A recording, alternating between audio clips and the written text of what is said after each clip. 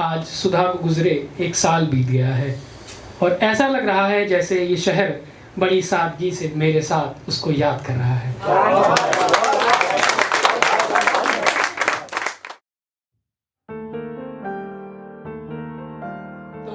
तो ऐसा है कि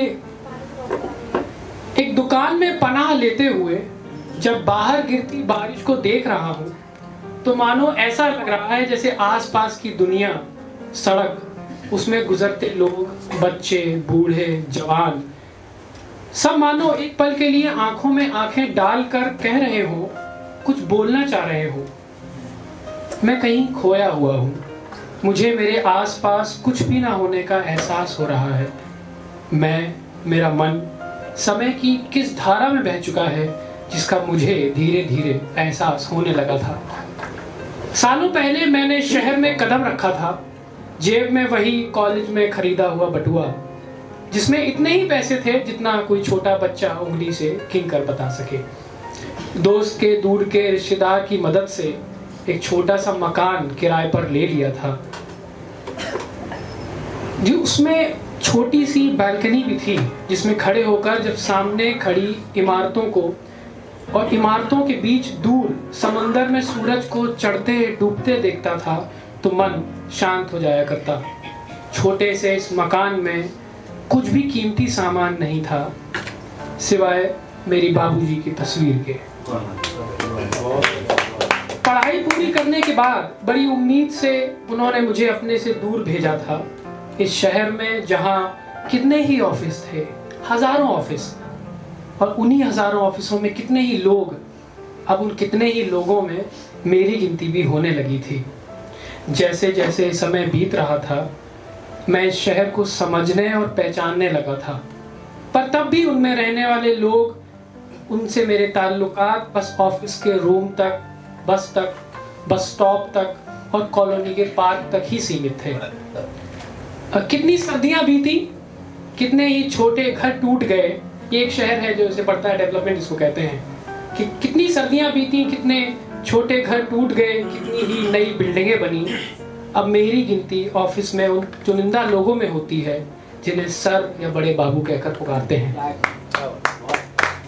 मुझे याद है जब मैंने घर खत भेजा था जिसमें मैंने माँ बाबूजी को अपने शहर अपने साथ बुलाने के लिए आमंत्रित किया था।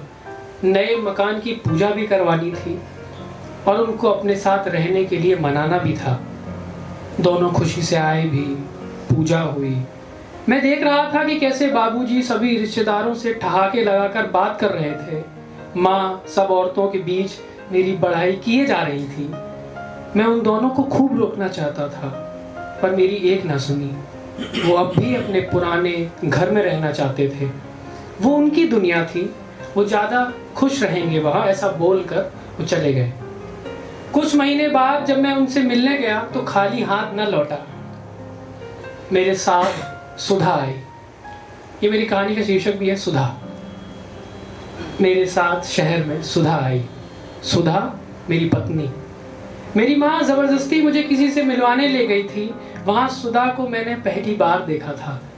पीले रंग की साड़ी उस पर ऐसे लग रही थी जैसे भोर कहीं सूरज बड़ी सादगी से मुझे खींच रहा हो। उसने मेरे मकान को घर कर दिया था।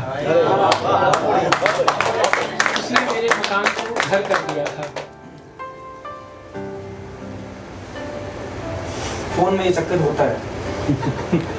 लाइंस मुझे ये शहर रास आने लगा था। मेरा दिन सुधा से शुरू होकर सुधा पर ही खत्म होता था। सुधा मुझे दिन भर के किस्से सुनाती, मेरे सिराने बैठी वो मुझसे मेरी किताबों को सुनती, मेरी गजलों को सुनती, मेरे नज़्मों को सुनती, मेरे नगमों को सुनती। वो दिन भी याद है जब बारिश में मेरा हाथ पकड़कर मुझे खींचकर ले गई थी।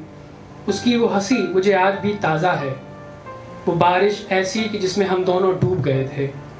मौसम ऐसे बदलते हैं कि कुछ पता ही नहीं चलता कि कब हम 2 से 4 हो गए। मेरा पूरा घर महक उठा। देखते देखते बच्चे भी कब बड़े हुए और कब अपने अपने रास्ते निकल गए, कुछ पता नहीं चला। मैं अब बिल्कुल अपने बाबूजी जैसा दिखता हूँ।